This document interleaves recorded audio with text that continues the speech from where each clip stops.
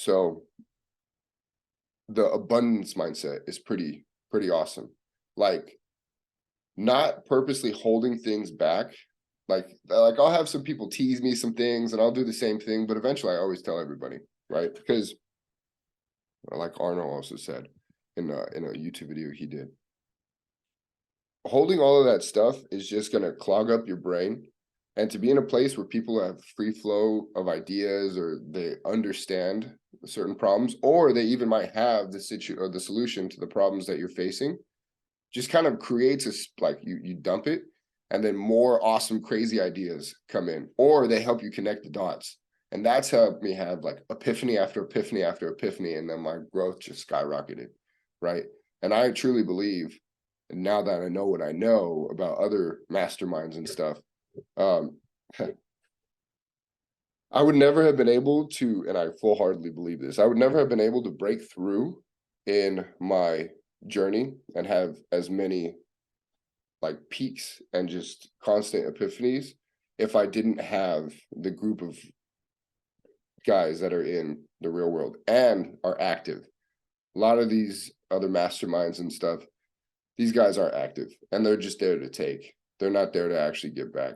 So that free flow and brotherhood aspect of it is really amazing.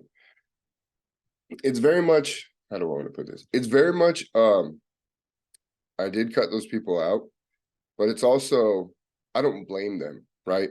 So I know how those people can help me in my life. I know like where to compartmentalize those people. And I know what to talk to them about and what not to talk to them about, right? But those people are good for a fun time doing normal, like going out and whatnot. But like right now, with hustling and with making sure that my businesses are taken care of and with making sure that I continue my progress and growth, I have to keep those people to the side. And I have to make sure that I'm more around, like everyone knows the saying, you know, who are the 5 people you hang out with the most or talk to the most, that's what you're going to be like, right? That's what is going to be involved in your life. So really sticking and talking to people who are talking about marketing all the time, who are talking about their own businesses, who are, you know, getting out of the struggle. And also, this is super important, like people who are already out of the struggle is super important, right? Or at least they're on a different path in their journey, because no one is really ever better than you. It's more of, and then, yeah, that's up for debate. You know, competition is competition, right? In boxing, there's a winner, there's a loser. But it's all about who is furthest along their journey. And you want to make sure that you emulate what they're doing at the point that you're at and make sure that that helps you carry you forward.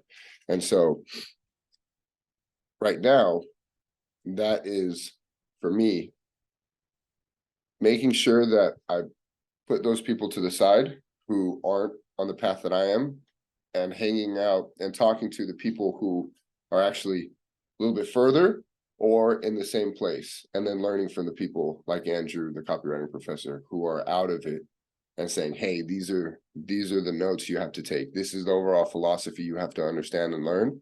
And that allows you to adapt forward and not get left behind, honestly. So I tried not to look at it too often, but that shit would piss me off. I'd be like, how the fuck did this dude close a 2K deal? How did this dude close a 1K deal? How did this dude get a project instead of me? And so it caused for a lot of self-analyzation, which I think you really have to do in business and with whatever you do in life. And it really made me look into what I'm doing and be like, all right, bro, you got to cut this shit out. You got to cut this shit out. You got to make sure that you tighten up over here and really look at prospecting. You can't get lazy or comfortable doing this. And you got to make sure that you really push forward with understanding the philosophy of copy, because your copy's ass, like this kind of stuff. You know what I mean?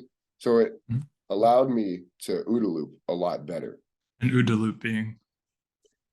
So OODA loop is, I forget what the actual acronym is, but it's something that Andrew teaches inside of the real world, the copywriting professor.